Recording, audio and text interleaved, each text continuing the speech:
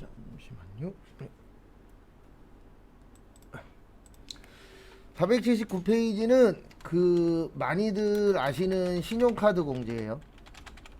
그래서 우리 돈 쓸 때 신용카드를 쓰라고 하죠. 그 이유 중에 하나가 카드를 쓰시면 연말정산할 때 뭐 받을 수 있어요?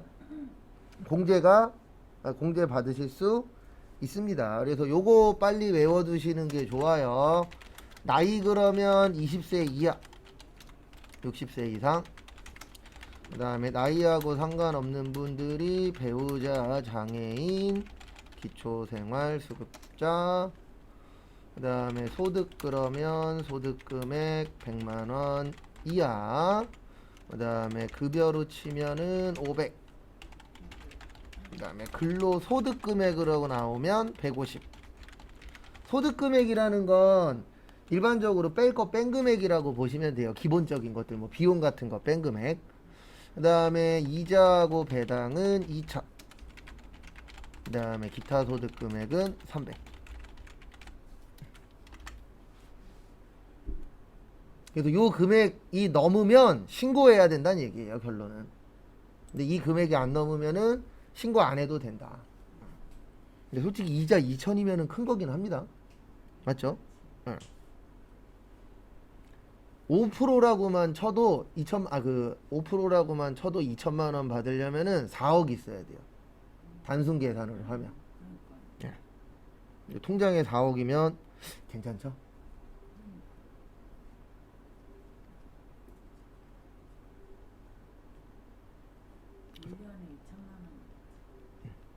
이자 1년에 2천이면 괜찮죠. 그래서 요거 확실히 외워두시고, 그 다음에 신용카드 공제는 나이는 안 봐도 되고요. 소득은 확인을 해야 돼요. 이게 무슨 뜻이냐면 20살 넘은 사람의 신용카드도 상관은 없다는 얘기입니다. 근데 돈 벌면 안 해줘요.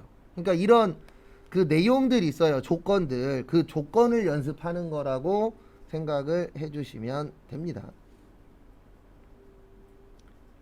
그 다음에 이제 신용카드에서 중요한 거는 요 분들이 쓰신 건 무조건 안 돼요. 형제자매. 그래서 형제자매가 쓴 거는 어떤 일에 썼든 뭐 좋은 일에 썼든 나쁜 일에 썼든 그냥 안 됩니다. 알죠? 왜냐면 카드 밑에 이름 써 있어요, 안 써 있어요? 써 있잖아요. 그걸로 확인하는 거죠. 누구 카드인지 알잖아요, 카드 쓰면.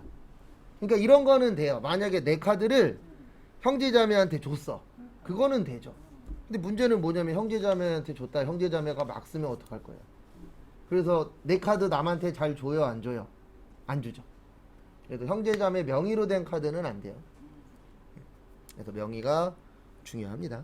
그래서 거기 다 써 있어요. 형제자매는 제외된다.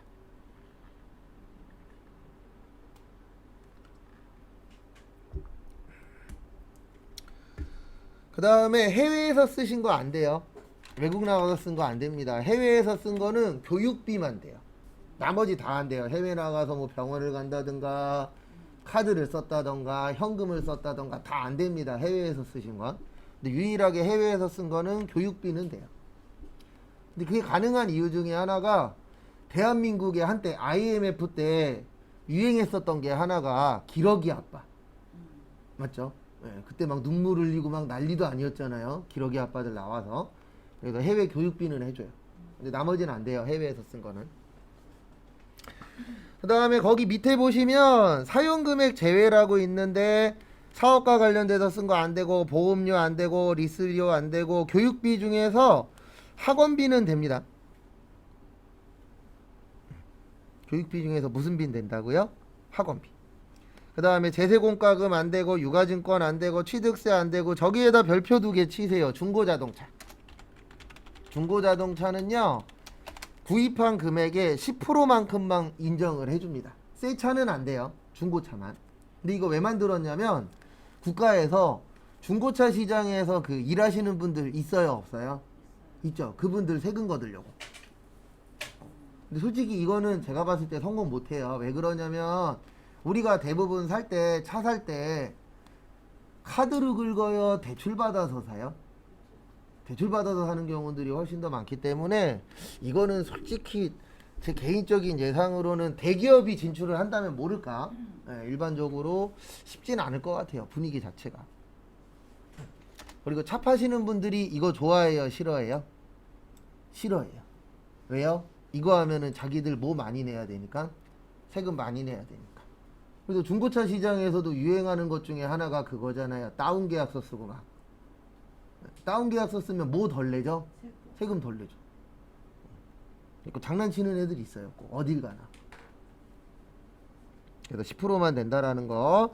그 다음에 뭐 전기료, 가스료, 수도료 이런 공과금은 안 돼요.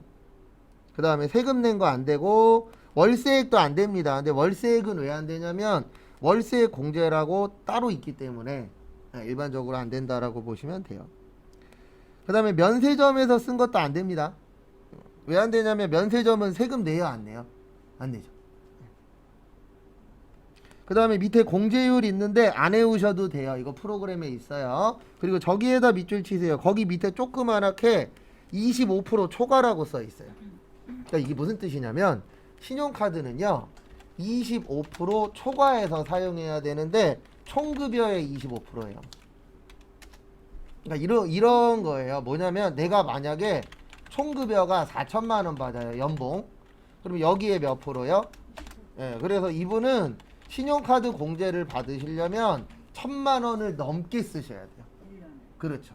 근데 만약에 이분이 4천만 원 버는데 980만 원을 썼어. 그러면 10원도 못 받습니다. 왜냐면 법에서 25%는 무조건 넘기면 인정해 줄게.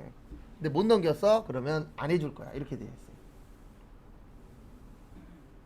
그래서 쓰실 거면 어떻게 쓰셔야 돼요? 25% 넘게 쓰셔야 돼요.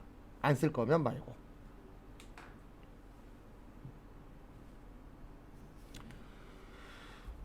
그래서 그거 좀 봐두시고. 근데 이런 거 계산은 우리가 할 거예요? 컴퓨터가 해줄 거예요? 컴퓨터가 해줍니다. 그러니까 우리가 해야 되는 건 뭐냐면 요거는 입력해도 돼. 요거는 입력하면 안 돼. 요걸 구별해서 넣어서 맞았나 틀렸냐 이걸 보는 거지 우리 보고 계산하라고는 안 나와요. 근데 요건 알고 계셔야 돼요. 중고자동차는 몇 프로? 10%. 이건 컴퓨터가 안 해주거든요. 그래서 요거는 알고 계셔야 됩니다. 그 다음에 밑에 보시면 특별세액공제와 중복 가능이라고 되어 있는데요. 앞에 보세요. 이 이중공제라는 게 있어요. 이중의 뜻이 뭐죠? 2번 빼주겠다. 그래서 병원 가시면 카드로 긁으세요. 그러면 의료비 공제도 되고 신용카드 공제도 됩니다. 그 다음에 교복 구입비랑 신용카드가 돼요. 그러니까 교복 사실 때 신용카드로 사시면 교육비 공제도 되고 신용카드 공제도 되고 그 다음에 미취학 아동 학원비랑 신용카드 요 세 가지는 신용카드를 이용하시면 공제를 몇 번 받을 수 있어요? 2번. 그러면 뭐를 덜 내요? 세금을 덜 내겠죠. 100원이라도. 그래서 그 세 가지 받으시고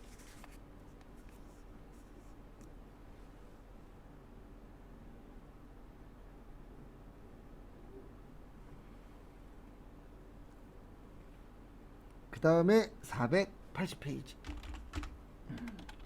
요건 제가 앞으로 실기할 때 계속 적어 드릴 거예요. 왜냐면 저런 걸로 구별하는 게 실기 문제이기 때문에 저런 거 잘 보시고. 근데 솔직히 요거는 줄어들고 있죠. 교복 판매점 많아요, 적어요? 적어요. 요즘 추세는 학교에서 단체로 맞춰버리잖아요. 네, 그렇죠. 무료고. 그래서 아마 요거는 법에는 있지만 그렇게 크게 메리트는 없는 부분 중에 하나예요. 진짜 교복집 거의 다 없어졌어요. 언제 무료됐대? 네. 그러니까 무료로 해주는 거예요. 국가 차원에서 학교에서. 수갑이요. 예. 수갑하는 거는 내가 그렇죠. 보는데 이게 금액이 작으니까 그래도 교복집 보기 힘들어요. 요즘에 교복집 저기 가야 있어요. 마트 가면. 마트에도 있어요. 네, 마트에도 있어요. 그런 데들 빼놓고 실제 교복집은 많이 없어졌어요. 요즘에는 없어. 왜냐면 이게 무료화되면서 이게 학교에서 이렇게 지정을 해줘요. 그 그 교복집으로만. 그러니까 이제 근데 잘 그렇게 될 것 같아요. 그 전에 난리도 아니었잖아요. 저기 유명 연예인들 데려다 쓰고 교복비 엄청 비싸게 받아먹고 예전에 교복 맞추는데 이름 있는 데 가서 맞추면 막 100만 원 그랬잖아요. 전 맨날 저기 뭐냐 맞춤하는 데 가갖고 맞췄었는데 네, 비쌌어요. 그 다음에 미취학 아동 학원 있죠? 네, 미취학 아동 학원비도 카드를 긁으시면은 교육비도 되고 신용카드도 되는데 취학 아동은 교육비 공제 안 돼요. 학원비. 네, 신용카드만 됩니다. 그런 것들 이제 배우실 거예요. 그 다음에 480페이지 보시면 공제 한도가 300만 원이에요. 그러니까 크지 않아요. 근데 이 300만 원은 내가 쓴 금액 300만 원이 아닙니다. 네, 법의 25% 몇 프로 곱하는 게 거기 있죠. 479페이지 보시면 뭐 신용카드는 15%, 30%, 40% 있죠. 요게 곱한 게 300만 원까지밖에 안 돼요. 그래서 어떤 분들 보면은 나 연말정산 때 환급 받을 거야. 열심히 신용카드 엄청나게 많이 쓰시는 분들 있어요, 없어요? 있죠. 그 별 효력 없어요. 왜냐면 어차피 300만 원에서 잘려요. 한 300까지는 받는다? 그렇죠. 300까지는 받는 거죠. 근데 여기서 말하는 300이 그냥 300 아니에요. 그 앞에 보시면 퍼센트 있어요. 그거 퍼센트 곱한 거 300이에요. 그러니까 이렇게 되는 거예요. 어떻게 보면 되냐면 내가 만약에 총급여가 1억이에요. 얼마라고요? 1억. 그래서 신용카드로 만약에 4천만 원 쓰고 현금 영수증으로 만약에 3천만 원 썼어. 네. 그리고 거기 앞에 보시면 신용카드는 15%예요. 몇 프로요? 15%. 그러면 솔직히 여기에서부터 넘어가긴 했어요. 600. 네. 그럼 이미 얼마 넘었죠? 300 넘었죠? 네. 그 다음에 현금 영수증이 30%인가 그럴 거예요. 그러면 900. 그러면 둘 다 더하면 얼마예요? 네, 이렇게 빼주진 않아요. 네, 이렇게 빼주면 참 좋을 텐데 그렇게 많이 빼주진 않습니다. 근데 쓸 거면은 당연히 카드나 이런 걸로 쓰는 게 좋아요. 왜냐면 카드 같은 경우에는 저것도 받잖아요. 모두 받냐? 마일리지 점수 같은 것도 받고 그 다음에 세금도 빼주고. 그 다음에 480페이지 보시면 추가 공제라고 있어요. 그래서 전통시장이나 대중교통 타시거나 아니면 뭐 책 사거나 공연 보거나 이런 경우에는 공제를 해줍니다. 추가로. 근데 여기에는 각각 얼마까지 추가 공제해 준다고요? 100만 원씩. 근데 이 혜택은 가면 갈수록 줄이고 있습니다. 국가에서. 근데 이거 신용카드 공제를 원래 없애야 되거든요. 근데 못 없애요. 왜 못 없앨까요? 카드회사 망할까봐. 아니 그것도 있지만 지금 경기 안 좋죠. 이 상태에서 신용카드 공제 없다 그러면 사람들 소비가 올라가요? 떨어져요? 떨어지죠. 그래서 못 줄여요. 이거는 무조건 남겨는 놓을 거예요. 그 다음에 나머지는 필요 없고 482페이지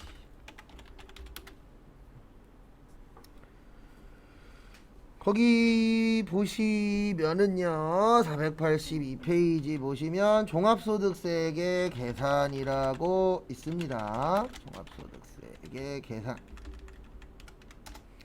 그래서 거기 보시면 과세표준이라고 있어요. 무슨 표준이요? 과세표준. 그래서 과세표준의 뜻이 뭐냐면 세율 곱하기 전 금액을 과세표준이라고 표현을 해요. 그럼 이 과세표준에다가 뭐를 곱하는 거예요? 세율을 곱하는 겁니다. 과세에다가? 네. 그래서 거기 보시면 과세표준 곱하기 세율이라고 밑에 있잖아요. 그래서 과세표준에다가 세율을 곱해서 적용하는 거예요. 그래서 우리나라는 6%부터 40 몇 프로까지 있어요. 5%까지. 거기 밑에 세율이 있죠? 저희 시험에선 세율 물어보진 않아요.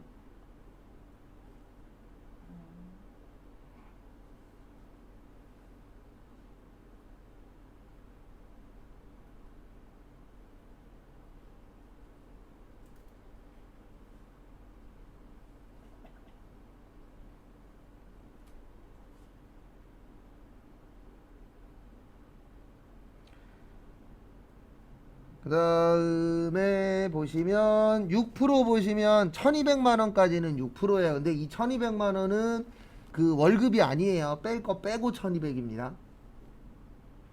그래서 1200만 원까지는 몇 프로요? 6%. 그 다음에 1200에서 4600은 15%. 이런 식으로 금액이 높으면 높을수록 세율도 어떻게 되는 거예요? 올라갑니다. 그래서 일반적인 분들은 요 15%에 많이 걸려요. 그러니까 연봉 뭐 한 5, 6천, 한 6, 7천 막 이런 분들까지는 15%에 걸립니다. 그래서 우리나라는 초과 누진세율이라고 해요. 무슨 누진세율이라 그래요? 초과 누진세율. 왜 그런지 간단하게 보여드릴게요. 거기 얼마까지가 6%죠? 1,200만 원까지. 그러면 1,200만 원에 6%면 얼마예요?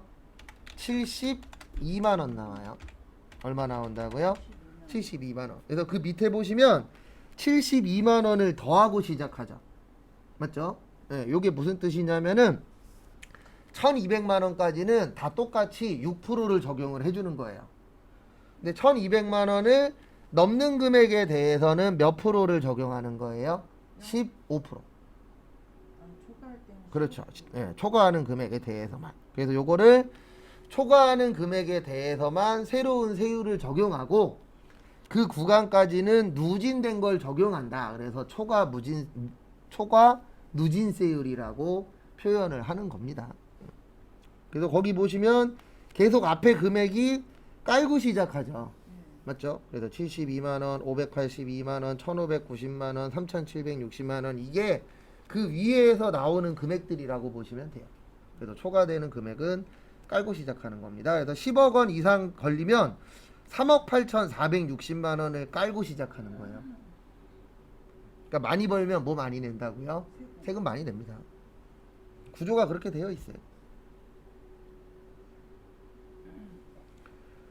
그 다음에 483페이지에서는 우리하고 관련이 있는 게 저기 밑줄 쳐져 있네요. 거기 위에 박스 보시면 자녀세액공제라고 있어요. 무슨 세액공제요?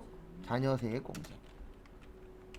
그래서 그거 좀 봐주세요. 그래서 몇 세 이상자만? 7세 이상. 왜 7세 이상이냐면은요. 현재 대한민국에 6세까지는 뭐가 나오죠? 국가에서 지원금 나옵니다. 양육비라고 해서 한 달에 얼마씩 나와요? 10만 원씩. 그래서 그거를 줘서 6세까지는 이 혜택을 안 줘요. 그러니까 자녀세액공제가 원래 예전에는 20세 이하면 다 해줬었거든요. 근데 지금은 이제 7세부터인 이유가 뭐냐면 6세까지는 국가에서 지원금이 나오잖아요. 그래서 지원금을 주니까 자녀세액공제까지는 못 해주겠다. 이렇게 되어 있습니다. 그거 참고하시고.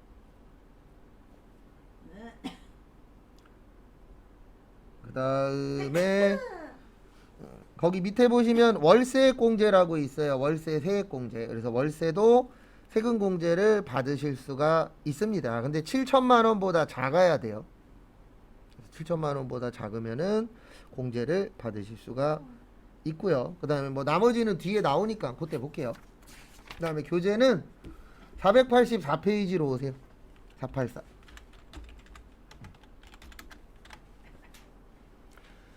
거기 보시면 자녀세액공제가 크게 두 가지가 있어요. 그래서 첫 번째로 뭐가 있냐면은요.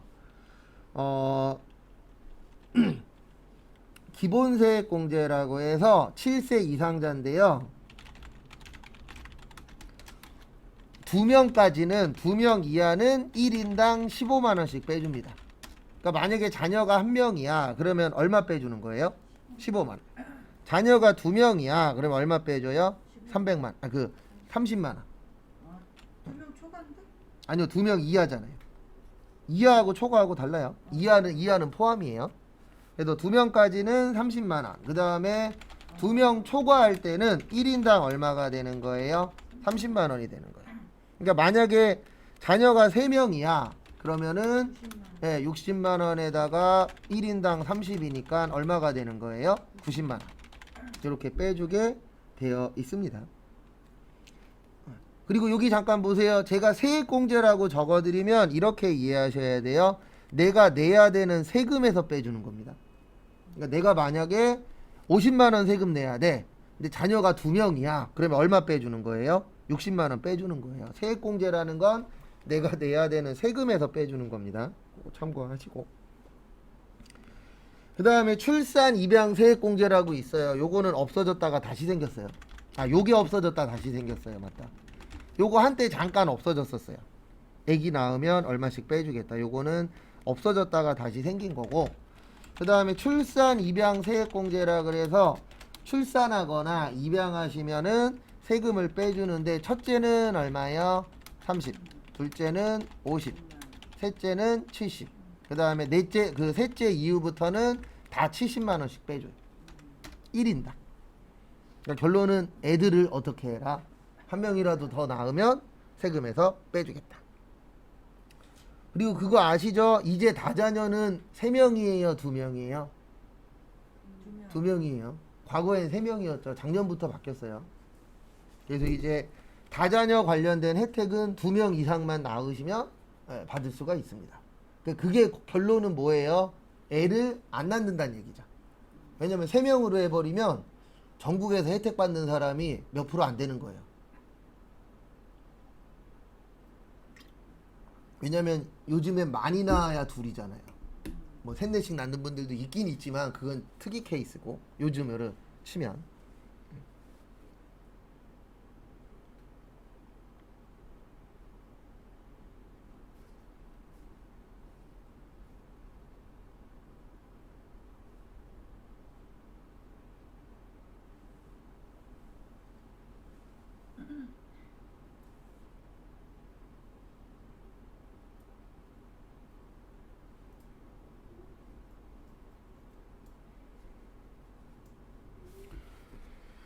그래서 그거 좀 봐두시고요. 그 다음에 연금계좌. 출산 입양세액은 네, 그게 낳을 때 그렇죠. 낳을 때 한 번만. 근데 낳을 때 한 번 내주는데 애가 3명 있으면 아까 70만 원. 아, 그게 무슨 뜻이냐면 첫째 태어나면 30만 원 빼주고, 그렇죠. 그 뜻이에요. 예, 그 해. 그래서 셋째가 태어나면은, 그렇죠. 세금을 빼주는 거죠. 셋째가 태어나면은 그 태어났을 때 70만 원 빼주겠다. 그 뜻입니다. 그 다음에 485페이지 특별세액공제. 그래서 저기에다 밑줄만 쳐넣으세요. 표준세액공제. 표준세액공제는 뭐냐면은요, 아무것도 안 갖고 오는 사람 있어요, 없어요? 있죠. 네. 연말정산하니까 서류 갖고 오세요. 그러면 등본만 하나 주는 사람들이 있어요. 네, 그런 분들은 13만 원 빼주면 됩니다. 그래서 표준으로 아무것도 없거나 아니면은 신청은 했는데 금액이 되게 작아, 이런 분들이 있어요, 없어요? 있죠. 그런 분들은 일단 근로소득이 있는 자는 얼마 빼줘요? 네, 13만 원 빼주도록 되어 있습니다. 그 다음에 근로소득이 없는 자는 7만 원이나 얼마예요? 12만 원. 그러니까 근로소득이 없는 거주자는 저거 생각하시면 돼요. 사업하시는 분들. 근데 거의 그럴 일은 없는데, 뭐 만약에 이런 공제가 없대 그러면은 요 금액만큼 빼주도록 되어 있습니다. 근데 저희 시험엔 그렇게 잘 안 나와요. 요건 잘 나옵니다. 485페이지 거기 밑에 동그라미 1번 보시면 보험료, 요건 잘 나와요. 그래서 보험료 세액공제라고 합니다.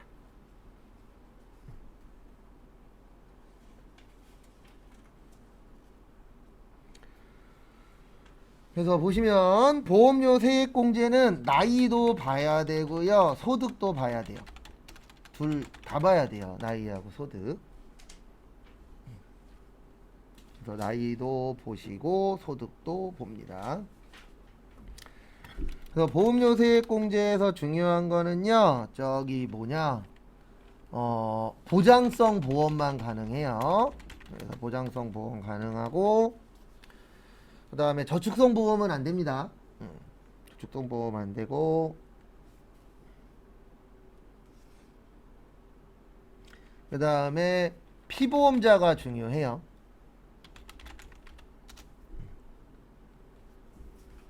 그래서 원래 우리가 보험이라는 건 보장해 주는 거잖아요. 내가 다쳤을 때, 몸이 안 좋을 때. 그래서 보장성은 되는데, 뭐 연금보험이나 이런 것들은 보장성이에요, 저축성이에요? 저축성이잖아요, 연금보험은. 왜냐면 나중에 내가 나이가 되면은 내가 낸 금액보다 더 돌려줄게, 이러면 저축성이 되는 거예요. 그러니까 이렇게 생각하시면 돼요. 내가 낸 금액 있죠. 네.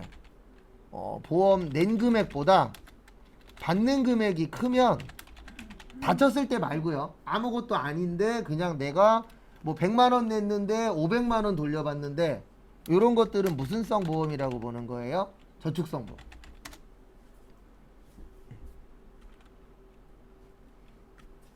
그래서 대표적인 게 연금보험이 되겠죠. 그럼 또 이렇게 얘기하시는 분들 계십니다. 일찍 죽으면 못 받는데요. 알아요. 그런 거 빼고. 항상 일반적인 것만 보세요. 꼭 특이하게 보시는 분들이 종종 있어요.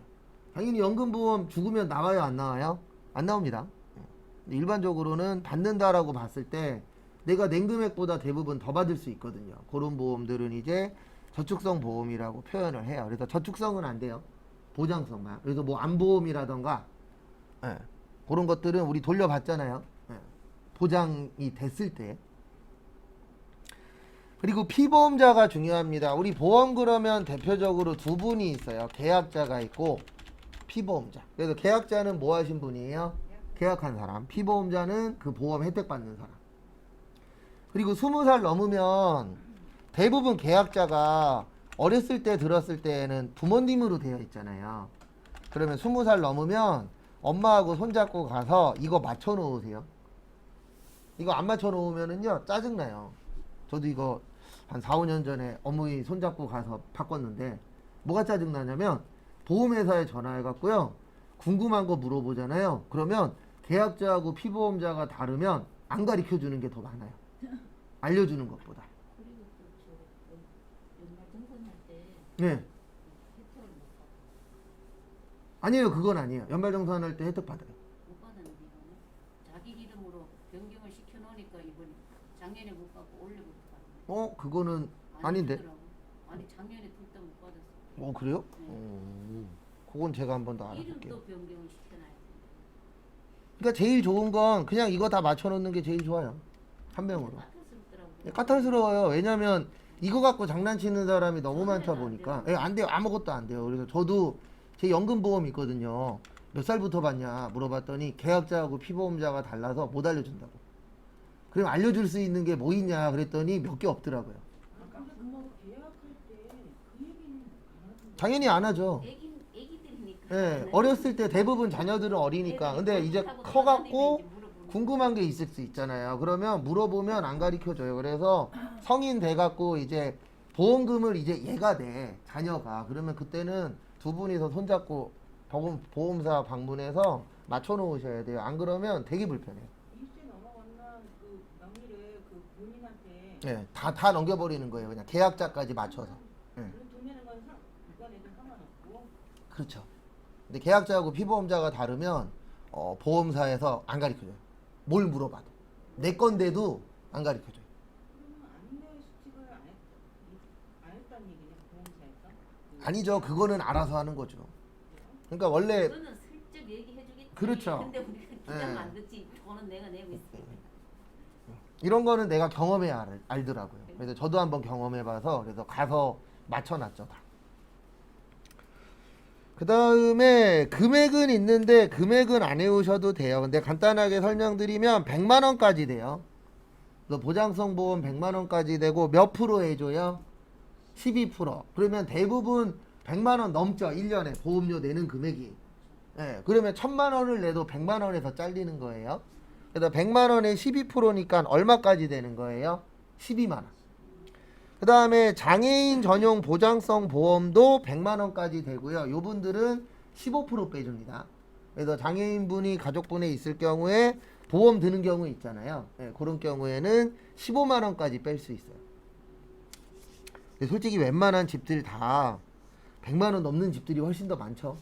100만 원 안 되는 집들도 있긴 있습니다. 보험 그러면 싫어하시는 분들도 있어요. 그래서 저도 결혼하고 나서 와이프한테 물어봤더니 보험이 하나도 없는 거예요. 그래? 어차피 꼬맹이 거 드러나야 되니까 와이프 것도 실손보험 하나 드러났죠. 그리고 이제 제 거 끝나면 안보험 하나 해주려고. 솔직히 보험 혜택 안 받는 게 제일 좋아요. 그래서 보험은 보험료 내면서 아우 아까워 이게 좋은 겁니다. 왜냐면 보험은 언제 나와요? 아파야 나오잖아요. 다치고 그래야.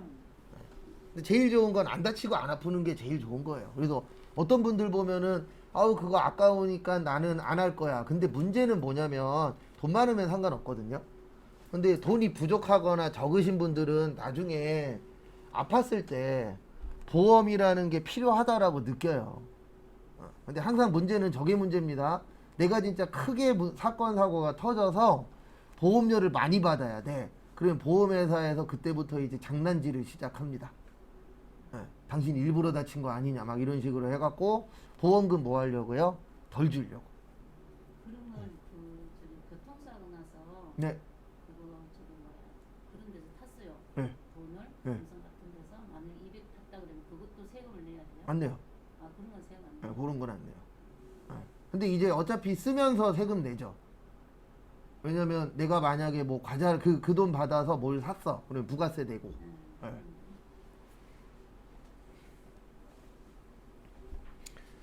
왜냐면 그거는 대부분 다쳐서 받은 거잖아요. 그리고 거기까지 세금을 떼어버리면 내가 받아야 되는 금액이 줄어드는 효과가 나타나잖아요. 그 다음에 487페이지 의료비.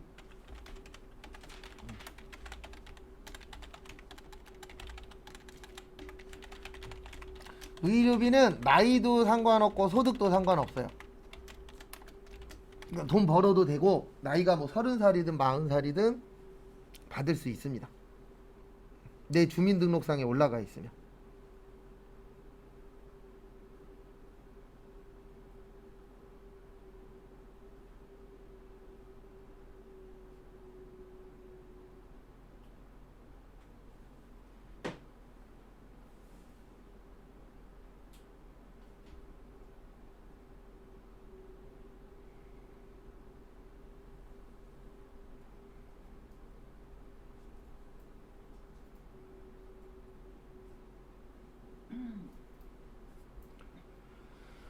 그 다음에 여기에서 보셔야 되는 게 미용 목적 성형수술은 안 되고요. 그 다음에 건강 증진 식품도 안 돼요.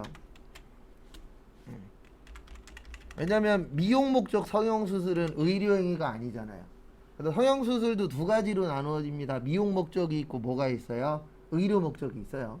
그래서 만약에 화상 입었어. 그런 경우는 뭐예요?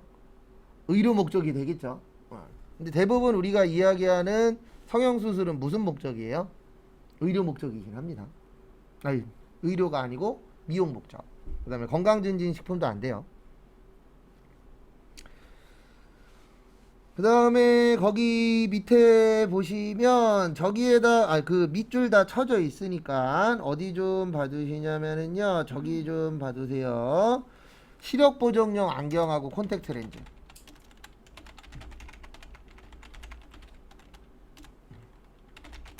요거는 1인당 1년이에요. 1년에 50만원까지 됩니다. 안경도 돼요? 네, 안경 돼요. 네. 대신 안경 같은 경우에는 영수증 받아서 갖다 제출해야 돼요. 일반적으로. 그리고 거기에 꼭 요 문구가 있어야 돼요. 시력 보정용. 왜 그러냐면 안경이나 콘택트 렌즈를 미용용으로 꽂으시는 분들도 있어요, 없어요? 있죠. 그래서 제일 안전한 거는 영수증 끊어줄 때 요거 문구 넣어달라고 하세요. 시력 보정용이라고. 왜냐면 요게 안 써 있으면 안 해주는 회사들도 있어요. 회사 자체에서 이거 나중에 문제 생길 수 있으니까 이건 안 돼요. 그런 경우가 있기 때문에 꼭 영수증에다가 시력 보정용이라는 문구를 써달라고 하세요. 그 다음에 임신 관련 비용 되고 출산 관련 비용 됩니다. 분만도. 그 다음에 스케일링비 되고, 그 다음에 예방접종 건강검진비도 돼요. 우리 건강검진은 크게 두 가지로 나누어지죠. 건강보험에서 받는 게 있고 돈 주고 받는 분들이 있어요, 없어요? 있죠. 그 돈 주고 받는 거에 대해서도 인정해 줍니다. 그 다음에 산후조리원. 산후조리원도 한 2년 정도 됐나 들어온 지. 그전에는 안 됐었어요. 그래서 출산 1회당 얼마까지 해줘요? 200만원까지. 그 다음에 총급여는 얼마 이하요? 7천만원 이하. 근데 요즘 산후조리원 200보다 다 비싼데. 네. 저희 꼬맹이 나왔을 때 8년 전에가 180에서 200 달라 그랬으니까. 지금 9박 10일에 160만. 9박 10일 얼마? 근데 그것도 이제 어디로 가냐에 따라서 다 달라요. 서울에 몇 천만 원짜리도 있고. 예. 그리고 창문이 있냐 없냐 무슨 난 고시원인 줄 알았어요. 창문 있으면 얼마 더 비싸고 창문 없으면 얼마 더 싸고. 예, 완전 고시원이에요. 예. 가진 않았지만 한 두 군데 알아는 봤거든요. 나중에는 저희 어머니하고 장모님이 해주시긴 했지만. 예. 근데 어쨌든 그렇게 되어 있어요. 그래서 200만 원까지 해줍니다. 근데 이런 것들은 계속 늘어날 거예요. 자녀 관련돼서는 몸공제에서 계속 만들 거예요. 국가에서. 근데 이런 거 만들어봤자 안 돼요. 그냥 저기 허경영 씨 말대로 애기 태어나면 1억을 일시불로 주지 말고 한 달에 얼마씩 해서 집을 주면 되지. 그거는 못 해요. 돈이 없어서 국가가. 근데 1억까지는 돼요. 나라를 팔아먹으려 그래. 왜 그래? 지금 남는 집도 많은데 이거 나라를 결혼식 전에 팔아먹어. 혼인신고만 하면 임대료 얼마씩 해갖고 집을 줬으면 좋겠어. 근데 지금 비슷한 제도가 있긴 있는데 문제가 뭐냐면 대부분 집이 작아요. 자, 그렇죠. 작아도 작아도 공짜로 준다는데. 아니 공짜까지는 아니고 아까 이야기하신 것처럼 뭐 임대료 얼마. 근데 임대료도 만만치 않죠. 그러니까 제일 좋은 건 공짜로 주는 게 좋은데 대한민국 능력이 거기까지 안 돼요. 나라를 예. 네, 거기까지는 안 되고 제가 봤을 때는 저건 된다 그랬거든요. 현재 애들 관련돼서 주는 모든 걸 다 끊으면 1인당 1억씩은 줄 수 있다 그랬어요. 이거는 국민의힘에서 계산을 해봤더니 나온 거예요. 원래 공약은 과거에 허경영이 한 건데 그러니까 이게 나눠서 주잖아. 지금 우리 아들도 60만 원씩. 아니요 그런 거 말고요. 아예 그냥 1억을 줄 수 있대요. 한 방에든 뭐든 한 방에 또 네, 한 방에라도 줄 수 있는 돈은 있대요. 근데 문제는 뭐냐면 이거를 하려면 일단 모든 지원 나가는 건 다 없애고 그냥 한 방에 1억 이렇게 가능하대요. 애기 나오면 1억씩 주겠다 막말로. 이건 가능해요. 왜냐면 애들을 너무 안 낳기 때문에 애기들 관련돼서 되게 많거든요. 우리 네. 여기 해당 안 되나? 그래서 그런 거는 나중에 바뀔 수도 있어요. 그러니까 지금 누구냐 저기 나경원 씨가 이야기하는 게 별로 좋아하는 아줌마는 아닌데 그 아줌마가 이야기하는 애기 낳으면 빚 탕감해주겠다. 이것도 결론적으로는 가능하단 얘기예요. 맞잖아요. 어차피 이렇게 1억을 주나 빚 탕감을 해주나 거기서 거길 거니까 일반적으로. 그럼 빚 싫어하는 사람 빚이 없잖아. 어떻게 가는 거야? 아, 결혼할 때 애 낳을 때쯤에 빚을 만들어야죠. 일부러라도. 야, 만약에 그렇게 된다면. 나는 그러니까 그렇게 할 정도로 애를 안 낳는다는 얘기예요. 결론은. 예, 돈이 남아도니까 그렇게 해주겠다는 얘기잖아요. 그 다음에 대상 제외 보시면 국외 의료기관에서 쓴 건 안 돼요. 외국은 무조건 요 분만 됩니다. 교육비만 가능하고 나머진 다 안 돼요. 뭐 외국 가서 카드를 쓰든 밥을 먹든 병원을 가든 다 안 됩니다. 그래서 외국은 교육비만 돼요. 그 다음에 건강증진 안 되고 미용 목적 안 되고 간병인도 안 돼요. 아직은 대한민국에서 그러니까 세법에서는 간병인을 아직 의료행위로 안 봐요. 그래서 간병인비 나가요 안 나가요? 나가죠. 그거 의료비 공제 못 받습니다. 간병인은. 그 다음에 실손 의료 보험금으로 받은 금액도 안 돼요. 그러니까 만약에 내가 병원비가 100만 원 나왔어요. 근데 실손 의료로 80만 원을 받았어. 그러면 얼마만 인정되는 거예요? 20만 원만.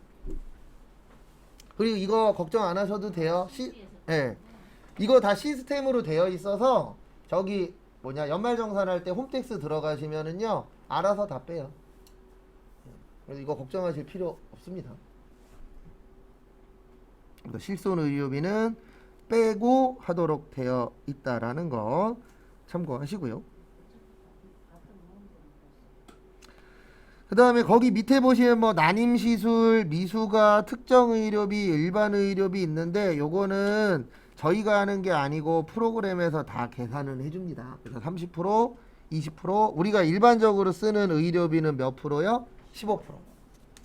그리고 시험하고는 상관이 없는데요. 의료비는 3% 초과해서 쓰셔야 돼요. 아까 신용카드는 몇 프로 넘게 써야 된다 그랬죠? 25%.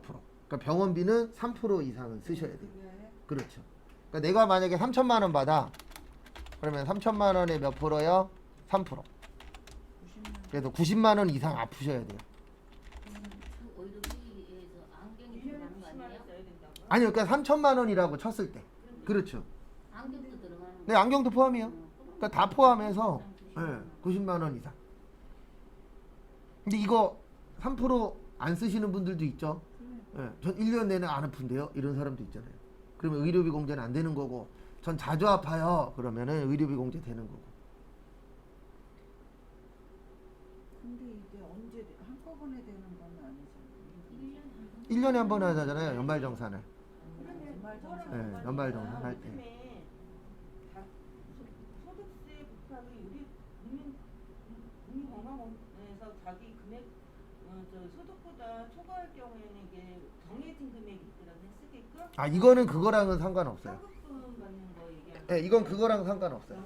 예, 연관 없어요. 그렇죠. 예, 그거는 그쪽에서 하는 거고, 세법에서는 그냥 본인 연봉에 3% 넘게 쓰면, 예, 3% 넘게 병원을 가시거나 하면은 공제를 해주겠다. 그거예요. 연봉이야 3천만 원은 예를 든 거죠? 그렇죠. 이건 예의죠. 그러니까 본인 연봉에 무조건 3%. 그러니까 내가 만약에 5천만 원이면은 150만 원.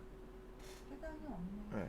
그러면 3%를 못 쓰면 제공을 못 받아요? 예, 그러니까 만약에 내가 3천만 원 버는데 70만 원어치만 아팠어. 그러면 100원도 못 받는 거예요. 건강하면 안 돼. 그렇죠. 건강하면 안 되는 거예요. 진작으로 다 그렇죠. 안 돼. 예. 근데 실제로 그 뭐야 아, 연말정산하면 이것처럼 예를 들어서 90만 원 썼어. 3% 추가해갖고 세율이 계산하면 그 세율만큼 환급 받는 거야. 실제로. 환급을 받는 게 아니고요. 그러니까 환급에 대해서 오해하시는 분들이 계시는데, 그 내가 만약에 매월 소득세로 10만 원을 내요. 그러면 1년이니까 얼마 낸 거죠? 120만 원 냈겠죠. 우리 월급 받을 때마다 세금 띄잖아요. 그래서 그 다음에 이제 계산을 하는 거예요. 그래서 계산을 해봤더니 이 사람이 원래 130만 원을 내야 돼. 근데 난 얼마 냈죠 지금까지? 120. 그러면 10만 원을 더 내는 거고요. 계산을 해봤더니 80만 원이면 돼. 그러면 40만 원 더 냈잖아요. 요러면 환급 받는 거고. 요렇게 되어 있는 거지.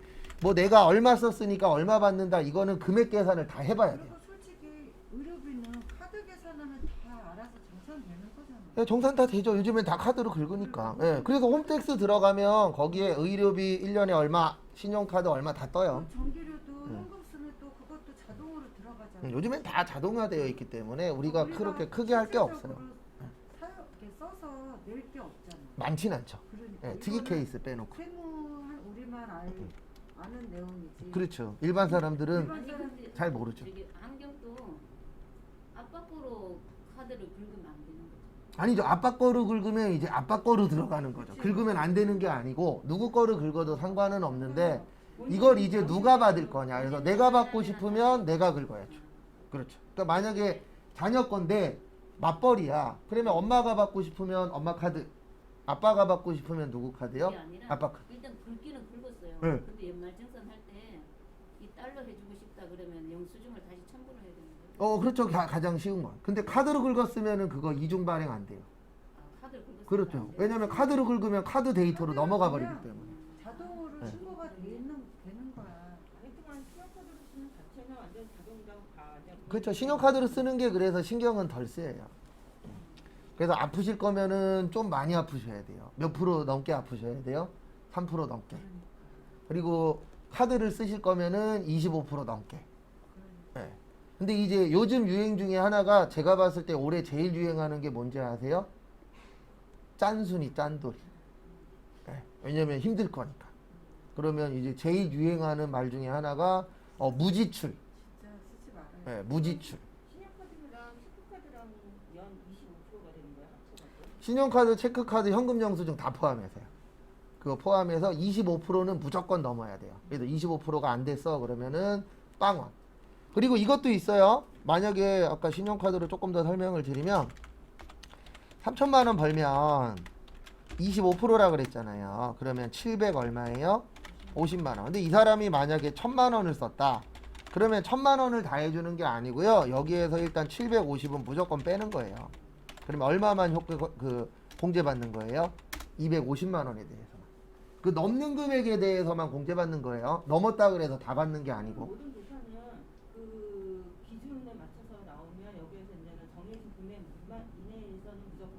그렇죠. 무조건 빼고 시작하는 거예요. 그러니까 요것도 3% 넘으면 여기 90만 원이었잖아요. 그러니까 내가 만약에 100만 원 썼어. 100만 원이 다 되는 게 아니고 90만 원 빼고 10만 원에 대해서만. 그렇죠. 그 결론적으로 많이 써야 공제를 받는 거지. 초과분에 대한 거. 그렇죠. 초과분에 대한 것만. 근데 무조건 다 이런 한도가 있는 건 아니에요. 예, 다음 시간에 배울 교육비는 그냥 쓴 만큼 다 공제 받는 겁니다. 근데 이게 룰이란 얘기네. 그렇죠. 룰이죠. 예. 그러니까 우리가 그 룰을 지키면은 공제 받는 거고. 그러니까 돈 쓰란 얘기야. 아, 그렇죠. 근데 의료비가 90만 원인데 90만 원, 100만 원 쓴 거 10만 원만 해준다는 거. 네, 10만 원만. 90만 90만 원 원은 안 네, 해줘. 90만 원 안 해주고 3%는 무조건 넘게 써야. 써라 그렇죠. 이거지, 그렇죠. 그거는. 그러니까 3%는 무조건 써란 얘기예요. 어느 쪽으로요? 그 다음 의료비로. 그 이후부터는 근데 이거는 어쩔 수가 없는 게 원래 국가에서 제일 좋아하는 사람은요 5천만 원 벌었으면 5천만 원 다 쓰는 사람을 가장 사랑해요. 그러니까 왜냐면 돈을 벌면 국가 입장에서는 이게 경제가 돌아야 되잖아요. 그렇지. 돌면 돈을 뭐 해야 돼요? 많이 써야 돼. 그래서 많이 쓰면 많이 쓸수록 공제를 많이 해주고 아끼면 아낄수록 연말정산했을 때 토해낼 확률이 높은 그래서 거죠. 집을 언제 사는 그렇게 해서 언제 집 사는 제일 쉽게 사는 방법은요 지금보다 그냥 계속 떨어지길 바라는 수밖에 없어요. 네. 그래서 많이 떨어지면 집 살 확률이 높겠죠. 그 다음에 잠깐 쉬었다가 10시 40분에 다음 거